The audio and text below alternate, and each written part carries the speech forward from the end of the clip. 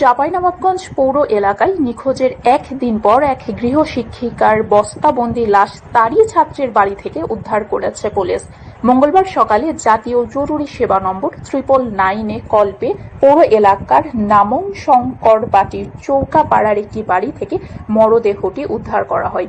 নিহত মরিয়ম বেগম পৌর এলাকার উজ্জ্বলপাড়ার বাসিন্দা ও মোসাদ্দেক হোসেনের স্ত্রী। দীর্ঘদিন ধরে তিনি বাসায় বাসায় গিয়ে প্রাইভেট পড়িয়ে জীবিকা নির্বাহ করতেন। সোমবার দুপুর থেকে তিনি নিখোঁজ ছিলেন।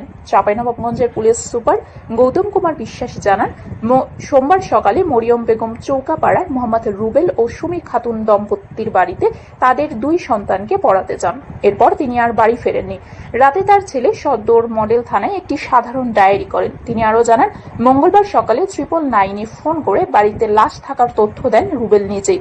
পরে পুলিশ গিয়ে ওই বাড়ি থেকে মরিয়ম বেগমের বস্তাবন্দি মরদেহ উদ্ধার করে। মরদেহের মাথা ও ঠোঁটে আঘাতের চিহ্ন ছিল। এছাড়া তার কানের দুল ছেঁড়া অবস্থায় পাওয়া যায়। পুলিশের প্রাথমিক ধারণা, স্বর্ণের দুলের লোভে এই হত্যাকাণ্ডের ঘটনা ঘটে থাকতে পারে। আটক দম্পতির দেওয়া তথ্যের ভিত্তিতে স্থানীয় এক স্বর্ণকারের কাছ থেকে মরিয়ম বেগমের ছেঁড়া স্বর্ণের দুল উদ্ধার করা হয়েছে। অভিযোগ রয়েছে, ঘটনার দিনই সুমি খাতুন ওই দুল বিক্রি করেছিলেন। এ ঘটনায় জিজ্ঞাসাবাদের জন্য রুবেল, তার স্ত্রী সুমি খাতুন এবং স্বর্ণকার দীপককে পুলিশ হেফাজতে নেওয়া হয়েছে। নিহতের ছেলে মারুফ হোসেন বনি জানান, সোমবার রাতেই তিনি রুবেলের বাড়িতে গিয়ে তার মায়ের খোঁজ করেছিলেন। তখন রুবেল ও সুমি জানিয়েছিলেন, প্রাইভেট পড়ানো শেষে মরিয়ম বেগম অনেক আগে চলে গেছেন। পরে জানা যায়, লাশ ঘরেই লুকিয়ে রাখা হয়েছিল। পুলিশ জানিয়েছে, হত্যাকাণ্ডের ঘটনায় আইনগত ব্যবস্থা প্রক্রিয়াধীন রয়েছে। তদন্ত শেষে বিস্তারিত তথ্য জানানো হবে। মরিয়ম নামে একজন ভদ্রমহিলা, উনি টিউশন করেন। গতকালকে টিউশন বের হয়েছেন সকালবেলায়, বের হয়ে বাসায় ফেরেননি। রাত 11টার দিকে ওনার সন্তান সদর থানায় আসছে, একটা মাকে খুঁজে পাচ্ছে না, এই মর্মে একটা অভিযোগ দিতে। আমরা অভিযোগটা আমলে নিয়ে খোঁজাখুঁজি শুরু করি। এর মধ্যে ভোর অনুমান 5টার দিকে 999 থেকে ফোন আসে যে একটি লাশ নমশঙ্করবাটি চৌকাপাড়ার একটা বাড়িতে, রুবেল নামে একজন তার বাড়িতে একটা লাশ পাওয়া গেছে, বস্তাবন্দি লাশ। তো তাৎক্ষণিক আমাদের সদর থানা পুলিশ ঘটনাস্থলে যায় এবং যে লাশটি উদ্ধার করে এবং দেখা যায় যে এই লাশটাই নিখোঁজ মরিয়ম বেগমের।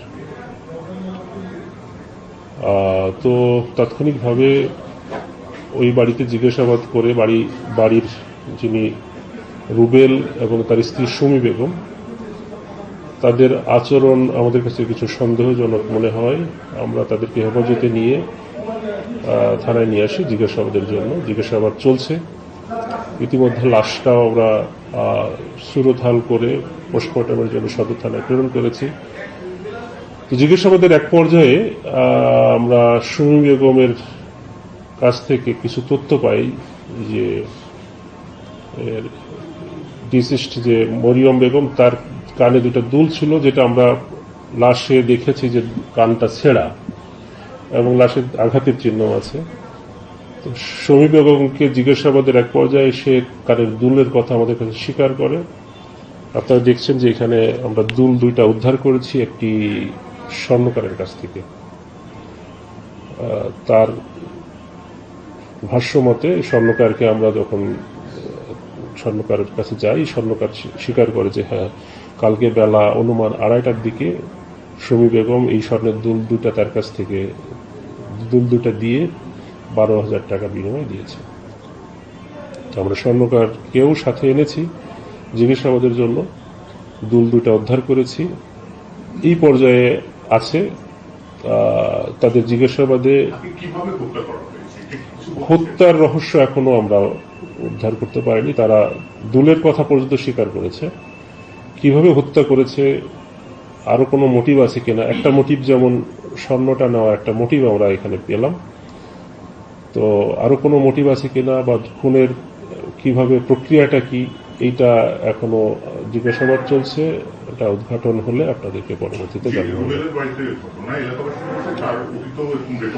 আমি ঘটনাস্থলে নিজে যখন গিয়েছি তখন ওই পাড়াতেই আমি তিনটা ঘটনার সংবাদ পেয়েছি ওই পাড়াতেই, প্রতিবেশীদের মধ্যেই।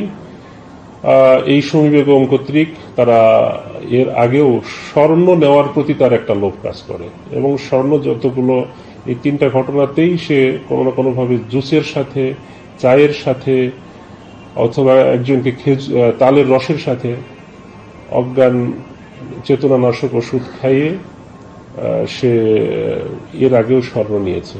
এরকম তার প্রিভিয়াস রেকর্ড আমরা পেয়েছি। তো এই খুনের সাথেও যেহেতু স্বর্ণর কানের দুল উদ্ধার হয়েছে, আমরা এটার সাথে একটা সংযোগ আছে বলে প্রাথমিকভাবে মনে করছি।